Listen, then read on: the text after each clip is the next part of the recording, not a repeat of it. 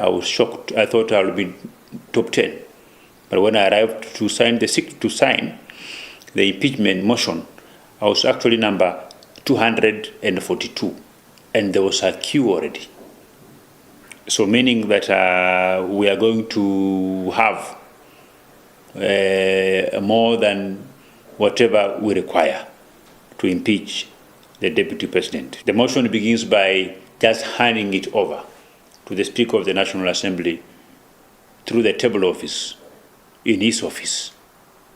So the Speaker, hopefully I am 100% sure that that motion will be handed over to him anytime from today, so that the Speaker will, being a lawyer, will go through the motion, and of course I know he will be satisfied, because we have made this, both the motion and the process, watertight. No even amount of air will pass through the said process. The person that we are going to impeach is not a deputy governor. He's a deputy president of the Republic of Kenya. The person that we are going to send home through the impeachment motion is not a lightweight. It's a person who has anchored himself into very strong tribal beliefs. When you look at such characters as the people moving from one newsroom to the other, making all manner of statements and press briefings on Rigathi impeachment, then it actually tells you that that impeachment is a fraud in its own texture. Didmus Baraza is a member of parliament who was accused of killing a voter the day of elections, in the last general elections in Bungoma.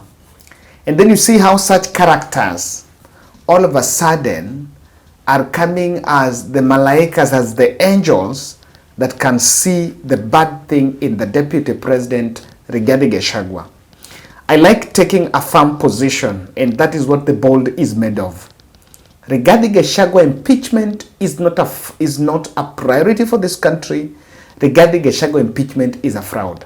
And if you ask me, I'll say without fear of contradiction that our stand as Team Bold is that Rigathi Gachagua impeachment is something that is not in the interest of this country. I think it doesn't solve our problem. Rigathi is not one of our problems. Our problems are policies that are not working for the Kenyan people. And I just want to look at, I just did a Twitter poll some few minutes, I think 1 hour ago, and I tried to ask our viewers this question: do you support Rigathi Gachagua impeachment? I did this poll question 1 hour ago, and this is the response. 366 people had voted, and out of that, 19 have said yes, we support. A whopping 61% are saying they don't, and 20% are saying is not a priority. So I fall within the 80% who say no, we neither don't support, and it's because it's not a priority. Now, I did it in this channel. Let me tell you, majority of subscribers in this channel were actually pro-Azimio before the last general election. Majority of them were pro-Azimio. So some of these people here that are saying is not. And secondly, almost, if you do the demographics of regions, in this channel, 50% of viewers from Kenya, not 50%, 44% of viewers from Kenya are from Nairobi. Let me tell you, 37% of viewers of this channel in Kenya come from the Mount Kenya counties. The rest are not 37, 27%. Then the rest of around 10 come from Nyanza, then I have some 5 from western counties, then the coast is the least. So I can tell you without fear of contradiction that Rigathi Gachagua impeachment Much as William Ruto and his battalion will want to sell it to the country as the savior of the nation, it's also just another unpopular initiative. Parliamentary journalists have leaked massive fortunes that legislators and media outlets are actually that have been put at the behest of, in the mouth of legislators and media outlets who are willing to advance Rigathi impeachment at the behest of other national issues. You know, some of these legislators, there have been stories about how there is a lot of mobilization, fortunes, the headlines that are being sponsored in newsrooms and news outlets, so that during those headlines, people can advance the Rigathi impeachment. But I think, to the best of my observation I've made here, Rigathi impeachment is not a priority to this country. Rigathi Gachagua is not one of the problems that is facing this country. This country is facing more serious national issues that cannot be narrowed to the son of Madeira. The whole thing looks like a threat than just a reality. And Rigathi Gachagua is being threatened to leave office. I think what the script is, it's more of the threat. You know, sometimes this is not the first impeachment. You know, we've seen impeachment against governors. We've seen an attempt to impeach even the deputy president last time when he said there was a plan to impeach him. The whole impeachment is so much in media and Twitter and Facebook and rallies than really in parliament. For last 2 weeks, we've been talking about impeachment. People saying we're going to impeach Rigathi. And then you wake up the next day, then there is a list. You wake up the next day, and then there is another headline. You wake up the next day, and then there is someone. Instead of all this, the president and his team should save the country all this. They have what it takes. Let them rush to parliament and impeach Rigathi. If they think that is what is going to solve the problems of this country. If they think that's a problem, let them rush to parliament and stop these flip-floppy games of we are going to, all those manner of threats. You know, even if Rigathi is also threatening, Rigathi has been threatened for long. You just need to go and do it. Now, I've looked at just by 6 p.m. evening, the parliamentary journalists are saying that 200, leave alone that 242. That 242 is just, that video was done, that news actually went on air around, somewhere, the interview was done way around 3 p.m. That's what I've confirmed. So, but parliamentary journalists are saying that those who are the faceless people, the strange faces behind that impeachment motion, have managed to bypass, to clock 200 signatures.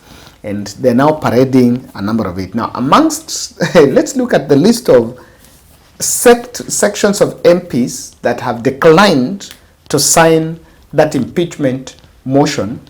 Out of, the MPs are almost 349. What the crafters want is a situation where more than 300 MPs or 290 something MPs have signed that motion so that they can tell Rigathi Gachagua that is unpopular. In fact, what the impeachment plotters wants to do is to try to show the country that it doesn't have the support of the local leaders and the country. Many people in this country are not happy with him. They don't want to impeach him. They just want to communicate something to the country. Amongst the people that I've known is one first person is Ruth Odinga. Ruth Odinga is Kisumu women rep. Raila Odinga's sister is a member of parliament and represents the women rep caucus. She's one of the MPs that is conspicuously missing, despite the fact that those who are crafting this impeachment are banking on ODM as part of the team that are going to support it. And it tells you that Ruth Odinga is also a dynasty. It's a very clean indicator that even the dynasties, I had seen Uhuru Kenyatta, Sako are not for it. I've seen Gideon Moi have also issued a statement, is not for it. I have seen Kalonzo Musyoka is also not for it. And even Musalem Davadi MPs have also declined to sign. So it's an indicator that the dynasties are not really in for that impeachment. Sabina Chege is also not in the list amongst those ones that are declined. Murang'a chapter, and I've seen the Murang'a Senator John Nyutu against that impeachment while speaking in Citizen TV. Sabina Chege has missed. David Ocheng, the Uganda Member of Parliament, MDG, has also been vocal, saying about and represents a caucus known as the Nyanza Rebels. These are people that believed that they had to go against Raila Odinga to go there. All Nairobi MPs are also yet to sign, not even a single, even Babu Owino has not signed regarding impeachment. So the caucus of Nairobi MPs have not signed, and I can tell you why. People know very well that that impeachment is unpopular, and if the intelligence team are telling the president that impeaching Rigathi is something that is going to help the country, then they are lying to him simply because of other reasons that we'll try to look into. So Nairobi MPs have also stayed back, and they're looking at it because I can tell you, if Kikuyu constituency gets angered by Rigathi impeachment, then that list comes out that there is someone who wanted to impeach Rigathi. I'm telling you, this is a very emotive thing. We are looking at competency and all that, but those are not the things. This is a very emotive thing, and people realize that if I need a Kikuyu vote in a constituency here in Nairobi, then I might really think twice, because mambo huenda itaniramba. Gideon Moi caucus, after Gideon Moi indicated that that was not a priority, they are also not it. Another caucus that is being mobilized and is becoming difficult is the Women Rep caucus. The Women Rep caucus is where also Ruth Odinga belongs, the Kisumu Women Rep. There are 47 women reps. They are trying to advance, they are trying to look at how whatever that impeachment, as whether that motion impacts on the gender issues and the issues of the women. And there is absolutely no reason. There have been a couple of meetings around that. And if you look at the list, some of the people that are missing even that list are the Women Rep caucus that are yet to reach a consensus, including Lynette Toto amongst the ones that have declined to sign that impeachment. The leading ones are the NER, the Northeastern region. The Northeastern region has to be whipped, and they're leading in it because they're the ones that believe that Rigathi Gachagwa's tribal schemes is a segregation against them. Then Nyeri is also skipping, walking out of that impeachment. Nyeri, in terms of Mount Kenya counties, it is Nyeri, Nyandarua, and Kirinyaga. Nyeri, Nyandarua, and Kirinyaga, and Laikipia. They're the ones that are not really excited around this. They count compared to the other counties, and the Tharaka Nithi and the Meru are the ones that are leading in that impeachment list. Of course, because they are told that if Rigathi is impeached, then their person is supposed to become the deputy president. I don't know who is telling them that if Rigathi is impeached, William Ruto will be a president in 2027. That is no secret. You impeach Rigathi today, the country is going to tell you, okay, fine. Because Rigathi has failed, you've also failed. You feel Rigathi has failed. You also need to go with Rigathi. And in 2027, Ruto might actually go with Rigathi. He might just follow Rigathi later. So, and I can tell you by the for sure, Ruto is a coward. He will not impeach Rigathi. He's a coward. Haizi fanya. Najua hii taribu maneno.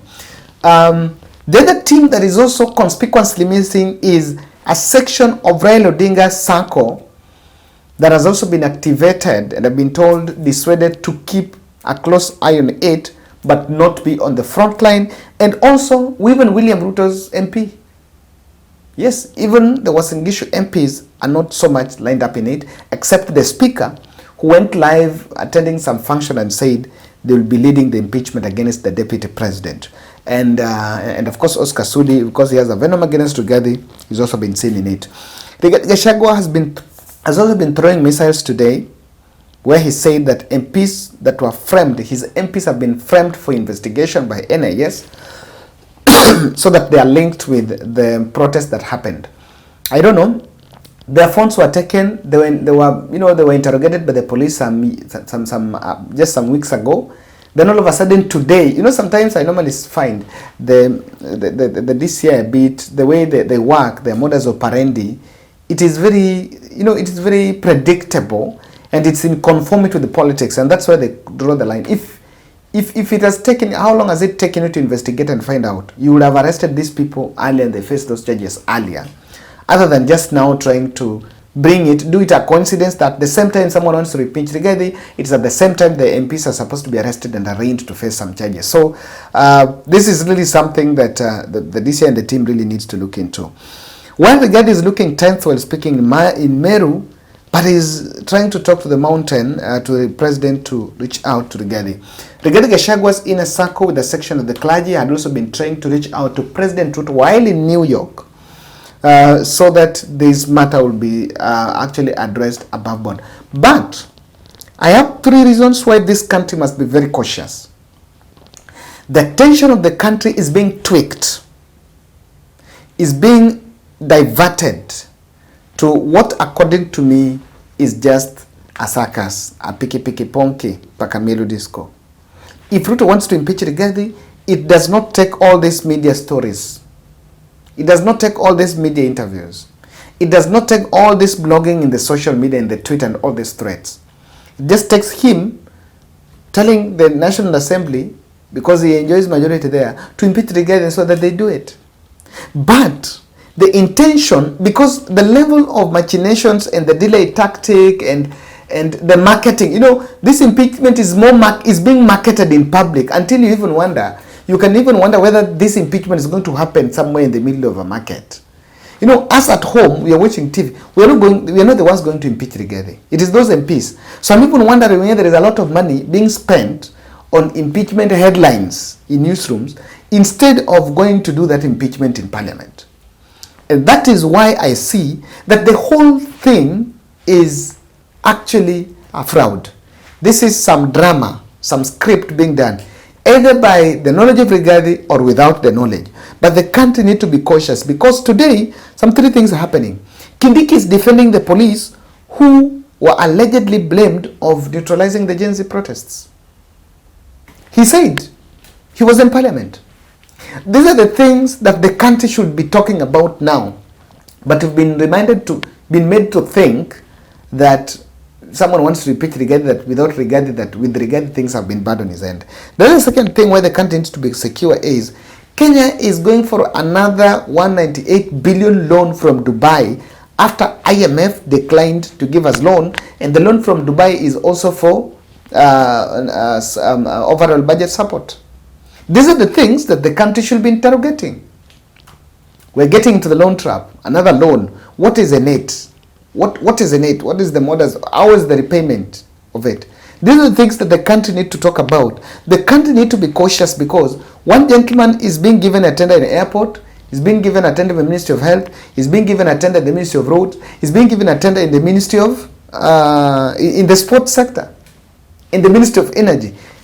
What a coincidence. There are done issues and all that. So that is what we should be talking about. But we are being whipped into some very strange thinking that Ruto wants to impeach Rigathi. If Ruto wants to impeach Rigathi, let them go and impeach Rigathi by tomorrow. We want to get done with that, so that we go back to the real issues that are really affecting the people. Thank you.